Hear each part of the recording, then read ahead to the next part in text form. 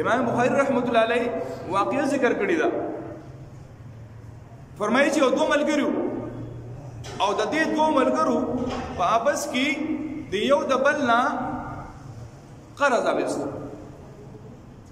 کله چې د قرض اخیستو نو دا ملګری ورته وایي سنت طریقه دا ده چې لیکل وشي په آپس کې لیکل کول دا سنت طریقه ده چې لیکل وشي چې یاره په دې تاریخ باندې ما ته الله پیسې درکړې او ته یې مال بیا واپس کړې نیټه مقررول او لیکل کول دا ضروري دی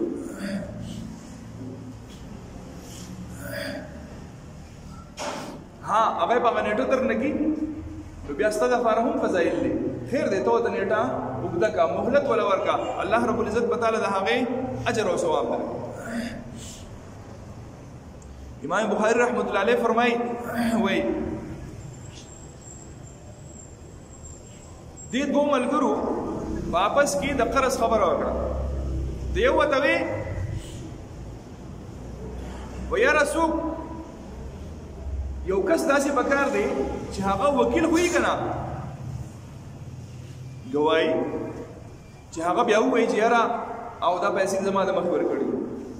دې ملګری ته ډېر خپل خبر وکړه وی کفا بالله وکیلا الله رب العزت پوره نه دی الله پوره دی کنه زما الله ضامن دی زما گواه الله دی کفا بالله شهیدا کفا بالله وکیلا زما گواه الله دی او زما د پاره ضامن هغه الله دی تماله پیسې راکړه زبل درکوم وای ټیک ده پیسې ورکړې دا بل کم ملګری چې دی کله چې دا پیسو دا ورکړي هغه ورځ رااله نو د دې بل ملګری د دریاب نه هغه اړه کور دی او نیټه رااله چې کله نیټه رااله نو دا ملګری پیسې ځان سره راغستې دي 100 درهم دي یا دینار دي ځان سره راغستې دي او راغې چې کله وکتا او بدونه سیوا دي چې دې په بو کې اورېدې نشي وبس سیوا دي په بو کې اورېدې نشي دې سړی یو خبره کړې و کفا بالله شهیدا کفا بالله وکیلا زما د لپاره الله کافی دی زما د لپاره الله وکیل دی زما د لپاره الله ضامن دی زما د لپاره الله تعالی گواه دی سو گواه وړي زیات دي او په واده کې پوره نه راځه بیا به هغه ملګری وایي چې واده خلافي وکړه د داسې وکړه ذهن کې یو خبره رااله ای الله ستا ضمانت مې اخیستی دی یا الله ستا په ضمانت کې راغلی یم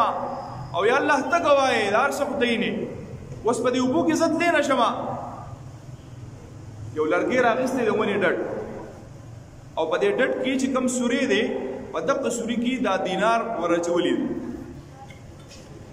دغه سوري کې ورچولی او د دې طرفه بند کړی دی سسې پسې شوړای پسې کود او دا لرګي په دې دریاب لاو کړی او اے الله زه خو دغه کولای شم رسول کې ذات ته اے الله سره بهترین حفاظت کوم کې بل څوک نشته اے الله ته دا پیسې خپل مالک دورس ځکه چې زه به واده شم ابر اغلی او تلې دې په مناسب ځای باندې هغه لرګي ورغورځولې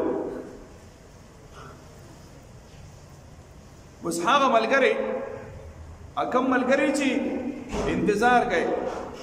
چیرې زما کم ملګری باندې پیسې دي خرج مال ورکړي وي قرض خرج وسره نه وس به هغه سیس مال راوړي چې د اوبو د اندازې د کتلې د پوه شوی دی چیرې هغه ملګری راغلی همي او د اوبو دونه سیواله چې مشکله ده راوړېدلې اسی دې سین د کتلې د زینو خلکو عادت یاسي او په خوا چون کې د اور د بلولو د لرګو سیستم یو داسې په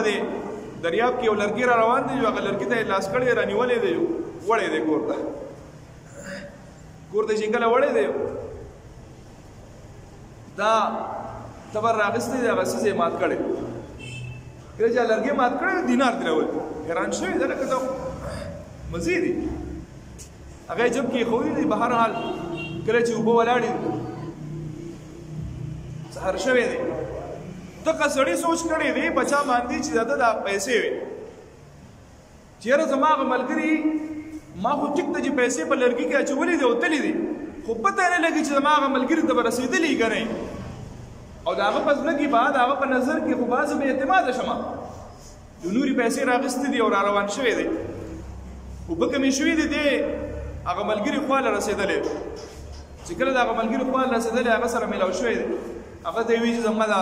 ستاسو کوم امانت و په ما باندې قرض و دا خپلې پیسې مو واله دا پیسې په خپلې امانت واله هغه ورته وایي چې وایي ستاسو دا خبره خو ټیک ده چې ته ماله پیسې راکې خو زما سره پرون یوه عجیبه غونډه کې واقع شوې ده وایي څنګه وایي ما ستا انتظار کوو ولاړو ما امام بخاري رحمت الله علیه دا په بخاري شریف کې دا واقعه موجود ده ما انتظار کوو ولاړو ما خو ما ته اندازه وشوه چې یاره اوبه ډېره زیاته ده او دا ملګری نشي راتلی نو په دې دریاب کې دا لرګی را روان او ما هغه لرګی راونیو ما ته پته هم نه وه کور ته لاړم نو ما هغه وچو او د هغې نه ما ته دا رقم کوم چې ما تاله قرض درکړی دا ما ته میلاو شوي هغه سړي ورته وایي بایي وایي عجیبه کار شوی دی وایي څنګه وایي دا هم ما رالیږلي وي زه نن بیا هم راغلی یم تا له خپلې پیسې مې راوړې دي چې دا درکړمه خو هغه پیسې هم ما رالیږلي وي هغوی واقعي چې الله رب العزت هغه ذات دی چې څوک د الله نه حیا کوي د الله د نوم لاج ساتي نو الله رب العزت یې بیا داسې لاج ساتي الله رب العزت یې بیا داسې خیال ساتي